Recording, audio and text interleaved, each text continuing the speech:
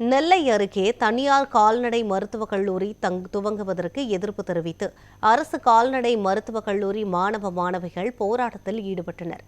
ராமையன்பட்டி அரசு கால்நடை மருத்துவக் கல்லூரி மாணவர்கள் கல்லூரி வளாகத்தில் அமர்ந்து உள்ளிருப்பு போராட்டத்தில் ஈடுபட்டுள்ளனர். கால்நடை மருத்துவர்களின் பணியிடங்களை உயர்த்தாமல் தனியார் மருத்துவக் கல்லூரிகளுக்கு அனுமதி அளிப்பதால் வாழ்வாதாரம் கேள்விக்குறியாகும் நிலை உள்ளதாக தெரிவித்தனர்.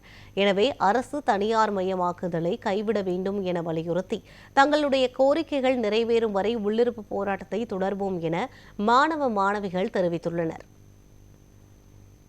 குறைக்காதே குறைக்காதே கல்வி தரத்தை குறைக்காதே வேண்டாம் வேண்டாம் தனியார் மயமாக்கல் வேண்டாம் குறைக்காதே